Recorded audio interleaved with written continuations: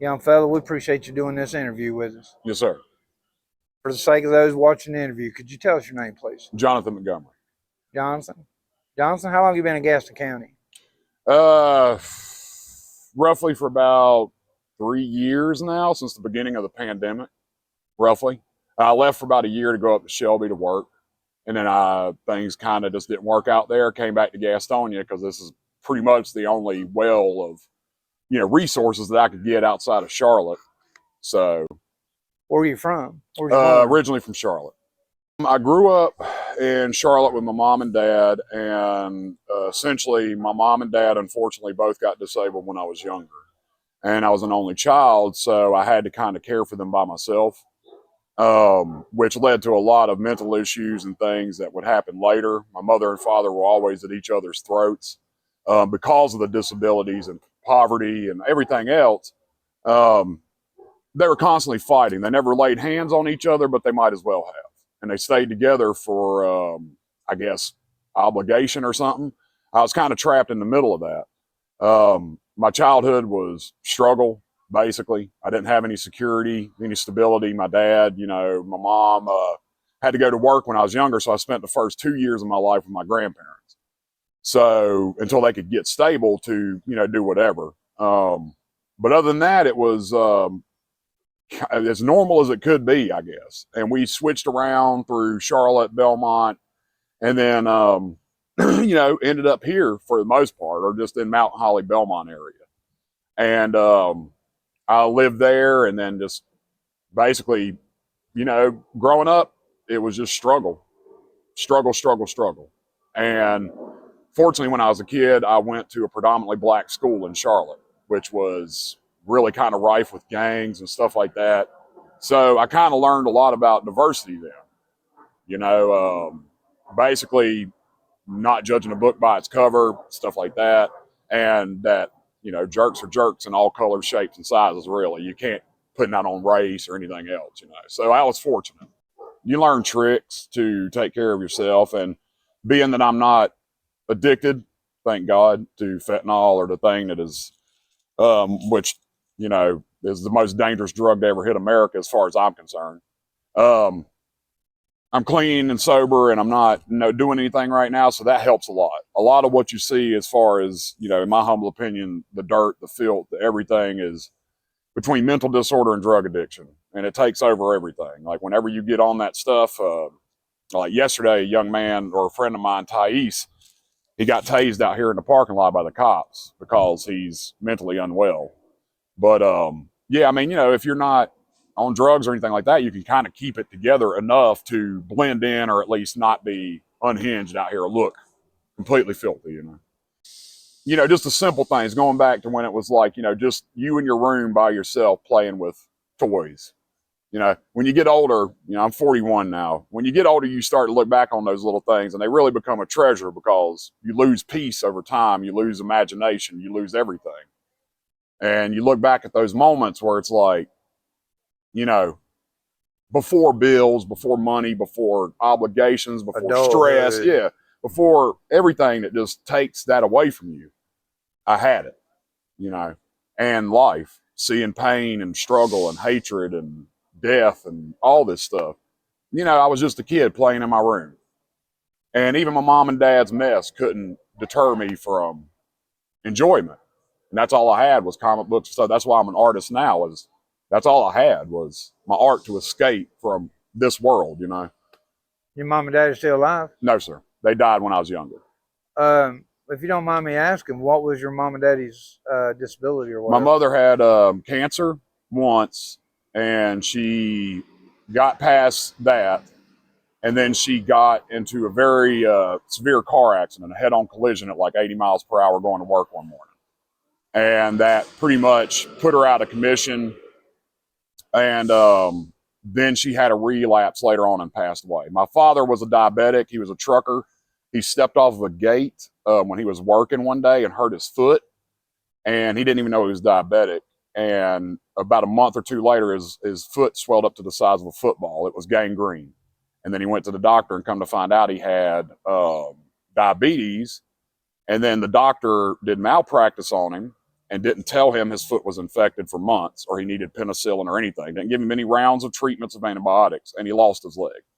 And then after that, he wasn't the same man.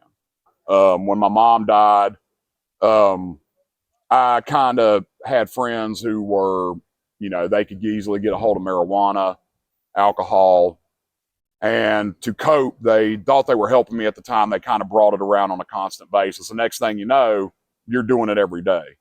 So once I stopped for a couple of days, I realized, man, I really want a beer. And that's when I knew I might have the tendency, and I was aware enough at the time to be like, I need to cut this off, man. Like, that scared me because I was like fiending for a beer, and I'm like, no. And, I dabbled in drugs my whole life, but nothing ever like super hardcore, just weed, alcohol. That's about it. How'd you wind up in the street? Well, about 3 years ago at the start of the pandemic, I was living with a friend of mine in Mount Holly. I was working at the grocery store there, the food line, and everything was going decent. And then all of a sudden the pandemic hit, and that kind of unduly put stress on him or something. I don't know. Maybe he was trying to protect his bread ticket, his meal ticket with his wife or his girlfriend. They just had a baby. Right when the pandemic hit, she basically had her child. And that forced, I guess, a lot of stress on him or something. I don't know. But somebody who grew up and was like a brother to me decided to turn his back on me and kick me out in the street. And I had to survive. So I ended up coming up to Gastonia, to the Salvation Army, losing the job. And then for the last 3 years, it's kind of been off and on in chaos as far as stability. I've been trying to get a route, but unfortunately in my life, I guess it's either bad luck or good luck or whatever you want to call it. Cost of living's going up, stuff like that. And recently I've gotten in the street by basically choice. I was working at Bel Air Healthcare Center in a retirement community. I got COVID like a week before I quit. And my coworker had some issue. We had some things, some words, not really violent or anything. She was a female, older black female. We had basically an exchange where they weren't agreeing with my rate of pay or some crap they were pulling. I thought it was over with. I ended up getting COVID, getting out of work for roughly a week, and that was unpaid. They had no sick pay, no compensation for me, no nothing. God forbid, if I was sick for 2 weeks, I wouldn't have got a paycheck, man. So that kind of was pressurizing. When I came back, the first day I came back, this woman I work with decided to bring this issue back up and put pressure on me. And I snapped. I was like, I can't do this. I'm 41 years old, man. Like, there's things I've been putting off my entire life for a job out here, an income. You understand? My passions, my love. People say I'm a decent artist. Why can't I make money at that? Why am I working for corporations that don't give a damn about me, paying me not enough money to survive? And looking at the cost of living out here, man, I don't know what we're going to do as a nation, to be honest with you, because these renters are charging $800, $900, $1,400 a month for nothing. And you cannot make enough money. So I broke, and I said, you know what? I'm going to go back out on the streets because in a way, I'm not Christian, but I do believe in light and darkness. I'm more or less like Buddhist. And I follow my instinct, my heart, to guide me down the river of life. And it told me this is where you need to be, because there was also issues going on with just the community as far as fentanyl abuse, people dying out here. I have a lot of friends out here that I've met in the last 3 years. They're almost like family to me. And it was just a calling to come back out here because something told me this is the path I needed to take. And so far, things have been falling into place to bring me to a better life, I hope. Because I'm tired of just working in a damn job that don't care about us, that doesn't care about me. I get no insurance, I get no compensation, I get no sick pay, I get nothing. And it's like, what is enough money anymore, man? Like, I can't explain it. It's crazy, it's madness. And I think it's going to get a lot worse in America before it gets better. I don't lose hope. I believe there is always a way to get it right and to mend what's been broken. I don't believe anything is impossible. I can't. And I believe that man is just, there's people on this earth who were put here predestined to be guiders, leaders in this time, the coming storm. And we see the same thing, and it's happening. And I can't explain it. Like I said, it seems like the richest among us are blind. It seems like something is guiding their hand that is beyond their control. And some of us are gifted, I think, with the sight of, foresight to see the storm coming. And we're having a calling right now to prepare ourselves for the collapse of everything, because there's going to be good people out here who didn't ask to be damned to this earth and hell. And the people of light and good and charity are going to have to rise up to protect those against the growing darkness. And I don't know how else to explain it to people. It terrifies me, to be honest with you. It literally shakes me to my core that things that I saw when I was young, almost prophetically, are coming to pass. God will bear witness out of the mouths of two or more witnesses. Yeah. God will, when he teaches you something, he'll also turn right around and through somebody, sometime a perfect stranger, sometime through his word, sometime it'll be through a prophet, and he'll come up and he'll say what God's been dealing with you about in your prayer closet. He'll confirm him. God don't need no help. He'll confirm himself. Yeah. But this, you're absolutely right. There's just no way we could have ever fathomed what's coming. Yeah. And there, as far as the fear goes, I understand. I actually came to a place in my relationship with God where I understood exactly what Eve went through in the garden when Satan came in and said, "Did God really say?" See, I understood that. Did God really say this? For these past 20 years, did God really talk about this coming storm? Because, see, the hardest thing about this is dying to ourselves. God told me that we're coming into a time that unless we trust on his strength and unless we trust on his guidance, Yeah. we'll not endure what's coming. And the Bible says those who will endure to the end, the same shall be saved. Yeah. Apart from God giving us the strength and God giving us the wisdom and leading us, we are going to be deceived in what's coming. This may sound insane to some people, but I have, through either American society, my life, the world around me, whatever, I have been bred to be fearless and not have fear anymore. Because, first of all, I can't control whatever happens to me, right? If it's predetermination or just bad luck, whatever, I can't stop it. So why be afraid? Why be afraid of something that's going to happen to me anyway? We're all going to die. You can live 100 years and you're going to die. I guess, and that might be the older you get, the more you realize death comes for us all. When you're younger, you think it's going to last forever, right? The party's going to last. We're going to have a good time. I'm invincible. But when you get older, you start to realize you don't get up as fast in the morning. You don't, you feel things a lot differently. So you realize that death comes for us all. And, I'm not proficient in the Bible, but as the old saying goes, or the old Bible verse, yea, through I walk through the valley of the shadow of death, I shall fear no evil, right? Why should I have fear? Because, the darkness I feel is kept at bay by karma, whatever you may want to call it. I bless people when I have something. Like if I have extra cigarettes, I give somebody a smoke. If I have extra food, I give somebody a food. If I have extra clothes, I will take the shirt off my back and clothe these people if I have to, because I realize here in Gastonia, we've been abandoned to die, literally. And one of the examples is this water spigot right there. We were getting water during the summer. It was hot, brutally hot out here. Some of these elderly people couldn't walk. They couldn't go anywhere. So we got water. We got stuff to wet our clothes so we could survive, because there was nowhere we could go. And they eventually decided to put a lock on. And sometimes I see actions, man, and I mean, it's not against the whole church, but it is against some, as they claim the good of God, and then they turn around and do things like that, deny man water in the desert. And it breaks my heart, because it's like, what God are you worshiping? What God are we teaching to people? Honestly. Like, food is okay, right? But what these people need is sustainable shelter. They need chances to rebuild. It takes time. And that's just like with the Salvation Army. They give you a timeline that just, you can't meet it, no matter what you do.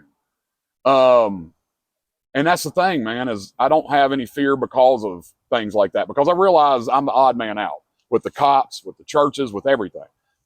I don't know how to explain to people. Do you know what it's like to walk down the street and be seen as garbage, human garbage?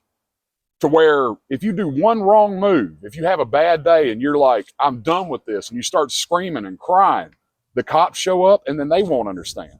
And then they're like, we need you to leave the property, or we're going to tase you and beat you, potentially. Because we live in a nation where people have gotten killed on the streets, man, for doing nothing. So I got, these cops and other people act like the nation isn't what it is. Like they're, like you said, blind or deceived. I think we're living in deception right now because people are openly, willingly ignorant to everything around them. I can't explain it. They see the evidence, they see things going on, and they turn a blind eye because it's not them. It's not them, but they got their temporary rewards, like these nice cars. These people got that in exchange for their souls, their consciousness. And I don't understand how, with me, I understand because it's like, okay, I'm an able-bodied person, but for elderly people, they'll see an old man walking down the street with a walker, for God's sakes, and they'll turn a blind eye to this old man alone, or a woman dying in the street. And I'm like, what is this nation become? What have we become, man? God showed me two things. This is back when they were over on Marietta, and I was out there ministering, telling people, God loves you, and trying to hug necks, shake hands, that kind of way. Because I think his stuff is the easiest thing God can get out of you. What he wants out of you is your time. Yeah. And but what happened is I seen this woman get out of a car and handed out 2 pizzas to the homeless, and she got back in her car. And I saw deception. They thought by taking the pizza out of the car and handing the pizza to feed somebody, they were doing God's work. Yeah. And never, not one time, said nothing to nobody. And I said, Lord, help me not be deceived.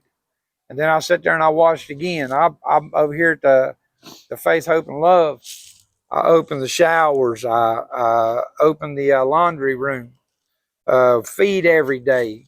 We give you tents and the whole 9 yards. You just go in, get everything you could possibly want, the comforts of home. And the very thing, except our hearts are changed, there's no appreciation for nothing. In other words, I watched everything for a year supplied, and what came out of that is where the church intended to do a good work, only created a bondage. Because nobody wanted to leave. Nobody wanted to change. Nobody wanted to quit the drugs. Nobody wanted to quit the drinking. Yeah. Through a good work, unintentionally, created a bondage. Yeah, well, there has to be stepping stones to, and I'm going to be honest with you. Maybe this is just my experience out here and everything else. And this may sound brutal, but it's the truth. You learn real quick that not everybody's going to make it off the boat. You understand? Not everybody's going to be out of this. They're not going to make it out because they get used to it. Like a trained animal, they get used to the sandwiches. They get used to what gets them by. And then by the end of it all, man, like they become like performing seals. The lifestyle becomes addictive. Yeah, and it's like I said, especially when you mix in drugs and alcohol and chaos and carnage and, people don't understand the mix that comes out into the streets. You got everything from schizophrenic, sociopaths, psychopaths. You got people who are schizophrenic, drug addicted, out of prison, out of everything. Like you got double murders, triple murderers. You got, pedophiles. You got rapists. You got everything. Everything gets pushed into the street. That's the thing that frustrates me and upsets me is a nursing home will push out old people. They'll throw them out in the street if they can't pay, literally to die. But that happens with asylums. That happens with everything, man. And then, you can't really get upset with the cops to some degree because they have to be like a caregiver. They have to be a nurse. They have to be a psychologist. They're having to do things well outside the parameters of police work now, man. Like the gentleman here yesterday who got tased. He's not in his right mind. he's 6'3" and 375 pounds of a person who is not in reality anymore. And thank God they used restraint to tase him, even though he attacked them and didn't shoot him to death, because they would have been well within their rights to kill the man because he's on a rampage. But it's not him. I know him as a person. He's a good man. But he mentally did not get his medicine on time. He didn't get his antipsychotics, whatever may be happening.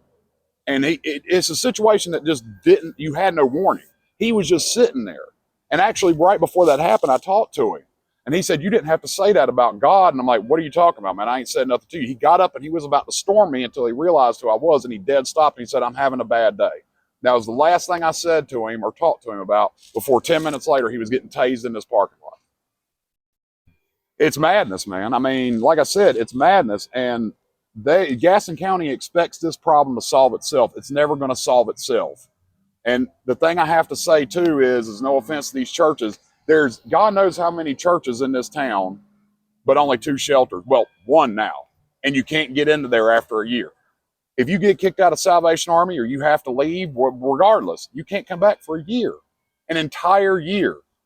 What would your advice be to those who maybe possibly are fixing to come into the street? What would your advice be to the young folk? Don't freak out. Don't panic. Okay? Just like with prison, there's a lot of stigma, a lot of hearsay, a lot of legend, a lot of things that aren't true about the streets. Depending on who you are, I'm going to be honest with you right now. If you are a young woman and you are single, get to someplace safe, fast, before nightfall. And make sure you have a weapon on you, a razor, a knife, something. You do not, and be aware of don't let anyone lead you somewhere that you don't want to go. If somebody's like, I got a tent you can come stay at, don't go. Do it by yourself. If you're a young man, kind of the same difference, but, take your time, make it past the first night, then find resources. Go to every aid organization you can, every church, get all the information you can, and network. And do not, if you're in Gaston County, count on the Salvation Army or anybody else to get you out of this situation quickly. You are in this for a long haul. And always be aware of the people you're talking to. And the good people you meet, try to group up with them, try to stick with them. And the problem with a lot of younger people, especially nowadays, is they come out here and they don't have a way of discerning when somebody's being deceptive or when somebody's trying to lead them down a bad path. And they just trust everybody. Don't trust anyone. But, start to learn how to read people, their actions, their motives, what they're saying. If it's too good to be true, it's too good to be true. If I come up to you and say, hey, man, I got a pile of gold over here. You want to come see it? And you go into the woods, be aware of where you're at and what's surrounding you. Always have an escape plan. If you go somewhere, know how to get out fast.